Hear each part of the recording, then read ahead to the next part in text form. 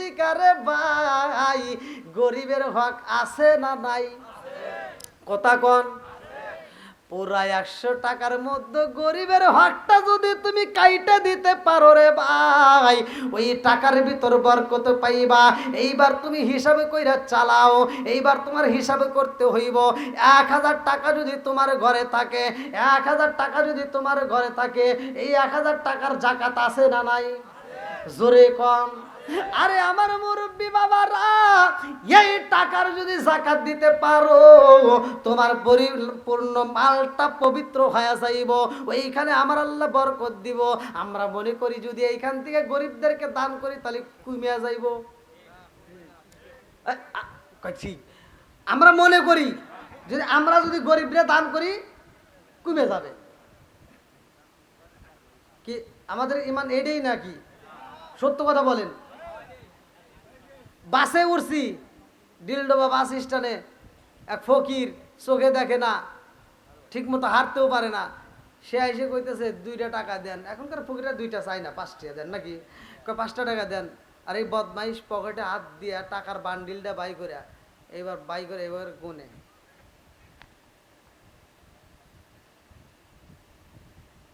সবচেয়ে যে সেরা টাকাটা, মানে ও চালান পারে নাই, বুঝেন নাই? ও চালান পারে নাই, ওইটা নিয়ে কানার হাতে দিতেছে। কথা বোঝেন নাই? আরে বদমাইশ, ও যে টাকা চালান পারে নাই ওই টাকা দিয়ে কানা তুলে দিতেছে, বিক্রি দিতেছে।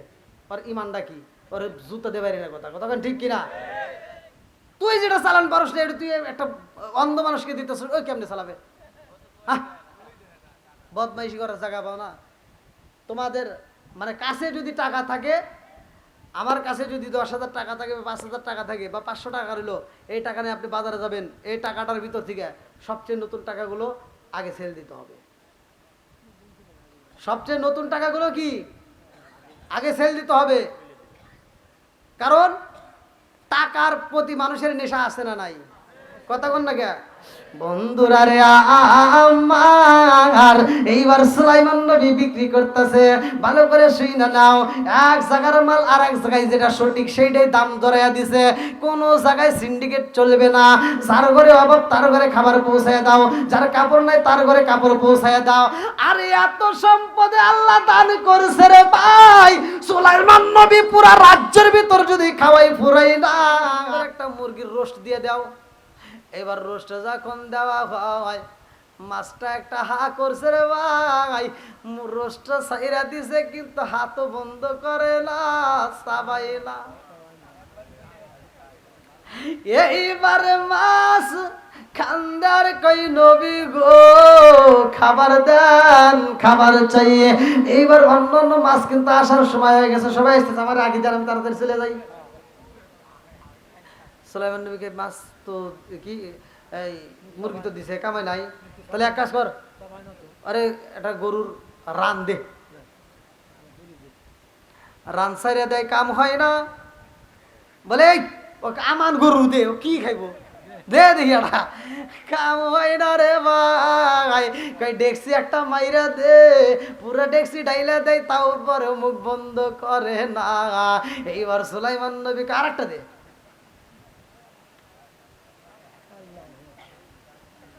ভাই রাত হয়ে গেছে, আমি বুঝতেছি আপনাদেরও কষ্ট হইতেছে না। এখন ঘড়ির কাটা জাস্ট 2টা বাজে ভাই, দেন দেন। আলহামদুলিল্লাহ, মোখলেসুর রহমান ভাই নগদে 100, বাকিতে 2 বস্তা সিমেন্ট। বাবা অসুস্থ, আল্লাহ তাআলা তার বাবাকে পরিপূর্ণ শিফা দান করুক, সবাই কেন আমিন। আর একটু জোরে কেন আমিন। ভাই আমি জানি আপনারা অনেক ভালোবাসছেন, আমি কিন্তু আপনাদেরকে মন থেকে ভালোবাসি, আমিও মন থেকে ভালোবাসি। আপনার ভালোবাসা আমি বলতে পারবো না, আর আমার ভালোবাসা আপনারা বলতে পারবেন না, কারণ বাংলাদেশে প্রত্যেকটা জেলাতেই আমি আপনাদের দোয়ায় ঘুরি। তা আপনারা আমার জন্য দোয়া করবেন, রাস্তাঘাটে চলি অনেক কষ্ট, আপনারা আমার জন্য দোয়া করবেন। আল্লাহ তাআলা বক্তা শ্রোতা উভয়কে কবুল করুক, সবাই কেন আমিন। আমরা একটু নবীকে দাঁড়িয়ে সালাম জানাই একসাথে, ইয়া নবী সালাম,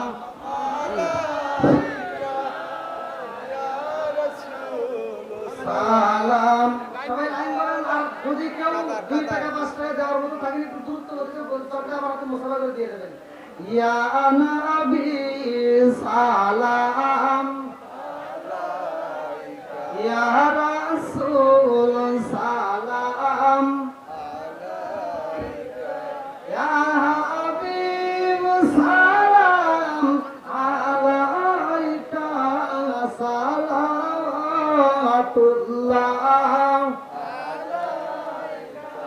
আল্লাহ নবী মায়ার নবী গো আপনার শরণেতে হাজির হয়েছি।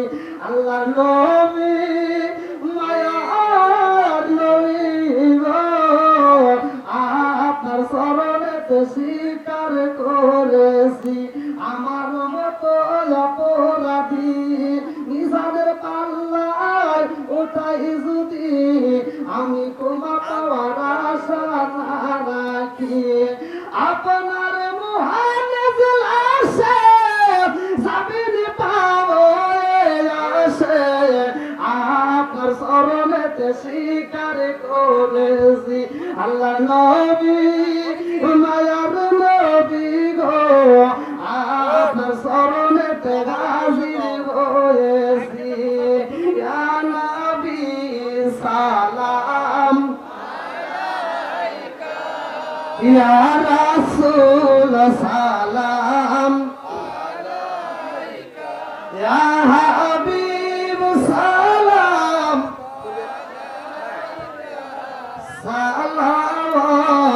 সালাওয়াতুল্লাহ। ইয়া রাব্বি সাল্লাল্লাহু সাল্লাম দাইমান আলা রাব্বিকা বিজা রাব্বি দুরুদ সালাম বারকু জলিবি বারাকাতুল মুদাম বালাগাল ওলা বিকামালিহি কাশাবাত তুজা বিজামালিহি হাসনাতুন নবী বিসালিহি সাল্লাল্লাহু আলাইহি ওয়া আলিহি ওয়াসাল্লাম। আসসালামু আলাইকুম রাসূলুল্লাহ আসসালামু আলাইকুম শাফিল ওয়া রাহমাতাল লিল আলামিন। সবাই কাতার নিয়ে বসে যাতে একটা লোক বস্তা নিয়ে যেতে পারে। হ্যাঁ কাতার নিয়ে বসলে সুবিধা হবে। সামনে জায়গা রেখে আপনারা বসেন। আপনাদের কভার হবে হ্যাঁ হবে ইনশাআল্লাহ। কবর প্ল্যানিং হয়েছে না এর আগের বছর কিন্তু হয় নাই। হ্যাঁ লাস্ট আলম মানে আমি একবার মাহফিল করছি মনে আছে। আপনারা তাবারকের জন্য কেউ ঘোরাফেরা করবেন না, সবার কাছে ইনশাআল্লাহ মানে আপনারা একটু কাতারবদ্ধ বসেন। যেহেতু আমরা এখানে হুজুরের বাড়িতে মাহফিলে আমরা যান, কত সুন্দরভাবে পরিবেশ হয় আপনারা দেখেন, আল্লাহ আমাদের এখানেও হয়। আপনারা সবাই একটু কাতারবদ্ধ বসেন, জায়গায় আমাদের আছে। আর কেউ সামনে আগান কেউ পিছনে আগান, কাতারবদ্ধ বসেন।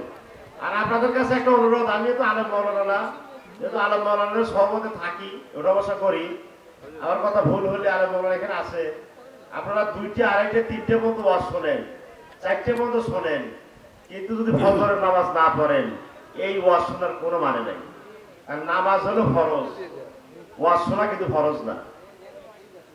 তো নামাজ আপনাদের কাছে অনুরোধ করলেন, নামাজ আপনারা যে 2টে বাজালেন, বড় সাহেব বললেন, অনুরোধ করলেন যে আমরা শুনবো, এই শুনলেন সারা রাত, কিন্তু ফজরের নামাজই পড়লেন না, কোনো লাভ নাই। নামাজটা পড়েন, আপনার কাছে অনুরোধ রইল নামাজটা পড়েন। আসসালামু আলাইকুম ওয়া রাহমাতুল্লাহ। আমরা খুশি, আপনারা খুশি। এখানে কবরস্থানের পাশে এখানে জান্নাতুল মাআ কবরস্থানের পাশেই হবে। একটু আপনারা আগামীতে প্রস্তুতি নিয়ে আমি ইনশাআল্লাহ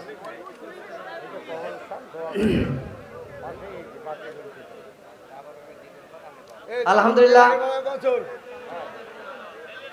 আজকের মাহফিলের সম্মানিত দর্শকবৃন্দ, তাবারক যারা ভলান্টিয়ার আছেন হ্যাঁ আপনারা অতি তাড়াতাড়ি তাবারক দিয়ে দেন। আর ওদিকে মহিলারা যেন পায়, আচ্ছা মহিলারা কিন্তু বঞ্চিত হয়, মহিলারা যাতে পায় সেইভাবে ব্যবস্থা করবেন, কেউ যেন বাদ না পড়ে। আর আপনাদের কাছে অনুরোধ, কেউ 2 প্যাকেট নেওয়ার চেষ্টা করবেন না, 2 প্যাকেট কেউ নেবেন না। তাবারক অল্প খালেও যা, বেশি খালেও তাই, এটা কিন্তু পেট ভরার জিনিসটা। তা আপনারা নেবেন, 1 প্যাকেট নেবেন, 2 প্যাকেট কেউ নেবেন না। আর আমাদের আজকে নগদ এই মঞ্চে কালেকশন হয়েছে 1,03,000 টাকা। তো ভাই আপনারা বলেন 14 থেকে 15,000 টাকা বেতন দিতে হয় মাসে, তাহলে প্রায় 2 লক্ষ 2 লাখ টাকা বেতনই দিতে হয় 2 শিক্ষকের। আর এই 1 লক্ষ টাকা কালেকশন করে মৌলানার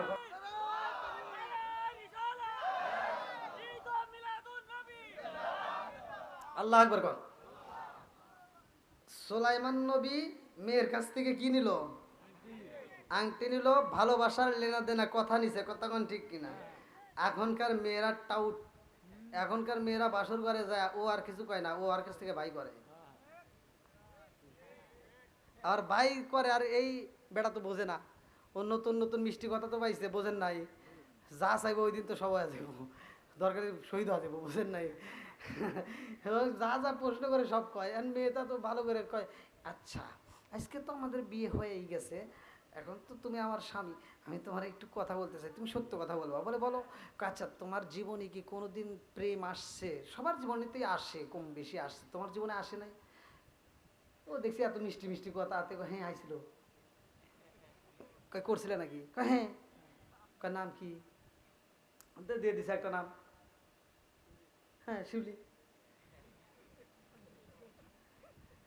হ্যাঁ নাম দিয়ে দিছে যে শিউলি। এখন করতেছে তারে বিয়ে করলে না কেন? কারে তোমারে বিয়ে করার আগে আর বিয়ে হয়ে গেছে, তাহলে কি আর ভেজাল আছে? হ্যাঁ কয় না, ভেজাল বাড়লো।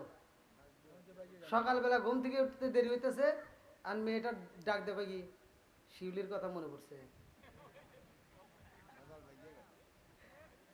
সকালে বাজারে গেছে, আসতে একটু দেরি হয়েছে, শিউলির হাতে দেখা করলা।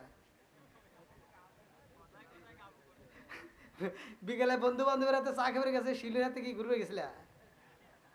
রাতে আসতে দেরি হলে শিউলির হাতে ডিউটি করে আসলা। জ্বালা আছে না ভাই?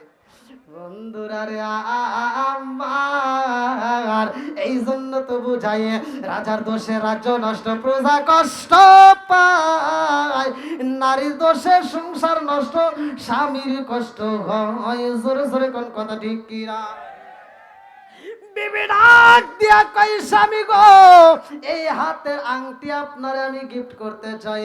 হাতে যখন পরাইয়া দিছে রে ভাই, আংটি যখন হাতে নিছে রে ভাই, পিছনের সব স্মৃতি মনে বইরা যায়, আর দেরি করা যাইব না। আল্লাহু আকবার কোন।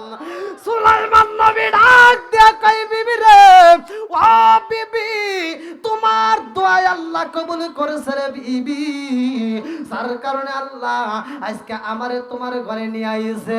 ও বিবি জানো নি, তুমি যারে ভালোবাসছিলা রে বিবি, যারে বিয়া করতে চাইছো, আমার আল্লাহ তারে তোমার ঘরে হাজির করেছে। জোরে জোরে কন্যা সুবহানাল্লাহ। আরে কার কাছে বলিব দুঃখ, আমি কার কাছে বলিব দুঃখ, দরদি কেউ নাই, আমি কই না মনের কথা, কই না, আমি কই না মনের কথা, কই না। সুলাইমান নবী আর দেরি করে না, এইবার দৌড়াইয়া যায়। আজকে তার কোনো সমস্যা নাই, কথা কোন ঠিক কিনা? হাতের আংটি হাতে পড়েছে রে ভাই। সুলাইমান নবী যখন ঘরের ভিতরে রে ভাই, পশু পাখিগুলো আর ঠিক থাকতে পারে না, নানান ধরনের অভিযোগ তাদের মধ্যে রয়ে গেছে। আল্লাহু আকবার কোন। সুলাইমান নবীর ঘরের দরজা যখন খোলা হয়, পশু পাখিগুলো কথা কয়, সুলাইমান নবী পশু পাখির সাথে কথা কয়। এইবার বিবি ডাক দিয়া কয় স্বামী গো, আপনি পশু পাখির সাথে কথা বলেন কারণ কি? এইবার সুলাইমান নবী ডাক দিয়া কয় বিবি রে, ও ও বিবি, আমি শুধু মানুষের রাজত্ব নয়, স্বয়ং পশু পাখির রাজত্ব করার মতো আমার আল্লাহ ক্ষমতা দিছে। জোরে জোরে কন্যা সুবহানাল্লাহ। পশু পাখির ভিতরে যদি দ্বন্দ্ব হয়, আমি নবী সেটাও মিট করতাম। এইবার সুলাইমান নবী কয় আর দেরি করা যাইব না, এইবার রাজ দরবারে রওনা দিছে। আল্লাহু আকবার কোন। যাই ভাই, আপনারা অনেক সময় দিছেন, রাজ দরবারে যাবে।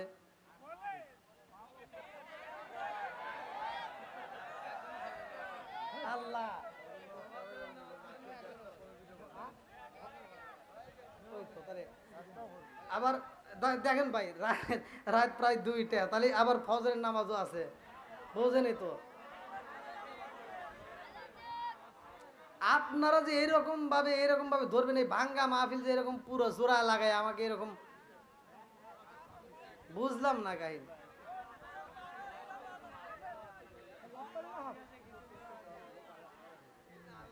আবার নামাজ আছে ভাইয়া, আমি ওয়াজ করতাম, যদি এখন যদি 12টা বাজতো তাহলে কোনো সমস্যা ছিল না, মানে আরো আধা ঘন্টা 1 ঘন্টা করলে সমস্যা। কিন্তু দেখেন ঘড়ির কাটা প্রায় 2টা, আবার এই 2টার পরেও যদি আমি ওয়াজ করে আবার যদি আরেকটু বাড়াই, আবার আপনারা যদি ঘুমান ভাই, ফজর তো দূরের কথা, অম্মুর চলে যাবে। সারা বছর কি কয় এত কয় না, গত বছরও তো এই লোক পাইছি আমি।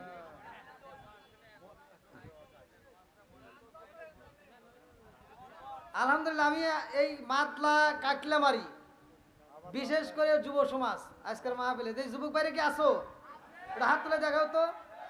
না না, এই মুরব্বি দাঁড় করা দিয়ে ধুনি, কিন্তু নারায়ে তাকবীর, নারায়ে রিসালাত। হাত নামান, যুবক ভাইদের পাওয়ার আছে বুঝছি। আল্লাহ এই যুবকদেরকে কবুল করুক, সবাই কেন আমিন। কথা দিলাম এই যুবকদের জন্য, এই মাতলা কাকলে বাড়িতে আবার যদি আমি কোনো মাহফিল আল্লাহ মা পায়, সেই দিন এই আলোচনাটা আমি ফিনিশিং দেব। আবার সুলাইমান নবী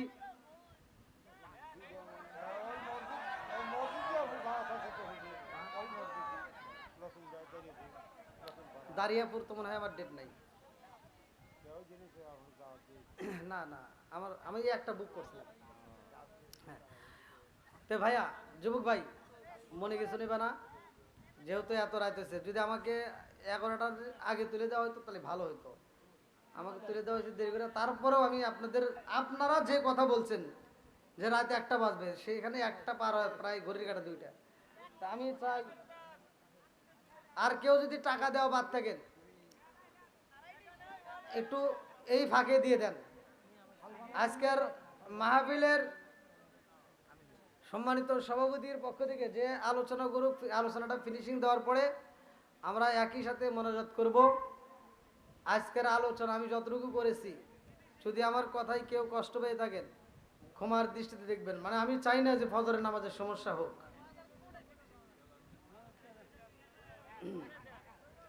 আগামীতে আল্লাহ যদি হায়াতে বাঁচা রাখে, দোয়া করি আল্লাহ আপনাদেরকে হায়াতে বাঁচা রাখুক। যদি আমি আবার এই এলাকার ভিতর কোনো মাহফিলে আসি, ওই দিন ইনশাল্লাহ ফিনিশিং দেব। আল্লাহ কবুল করুক, সবাই কোন আমিন। ভাই আমি চেষ্টা করছি ফিনিশিং দেওয়ার জন্য। আপনি জানেন এরপরে যে সিংহাসনে বসবে, এই সিংহাসনে বসার পরে যে একটা ঘটনা ঘুমো, ওইটা যদি কবে যায় আমাকে এখানে বেঁধে রাখবে, আমি জানি না। আপনি ওই এখন পাম দিতেছে,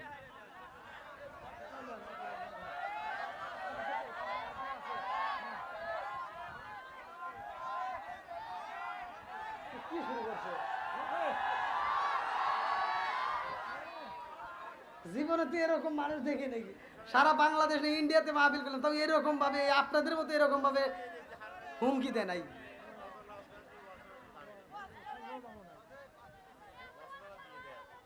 না,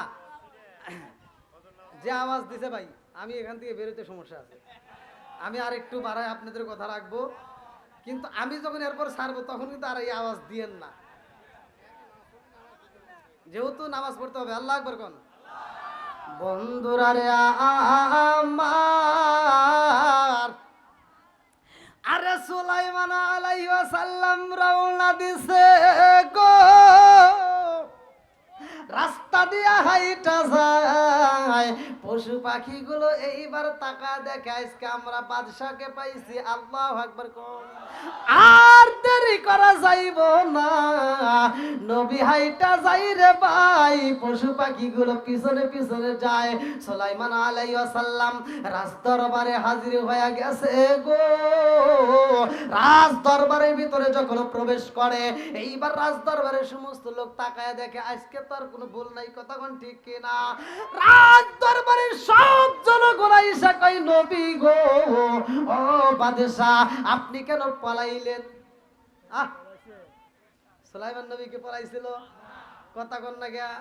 সুলাইমান নবী দুইটা চোখের পানি সাইরা দিয়া কান্দে আর কয়, আমার রাজদরবারের মানুষের আর শুই না নাও, আমি নবী পালাই নাই, আমি নবী পালাই নাই।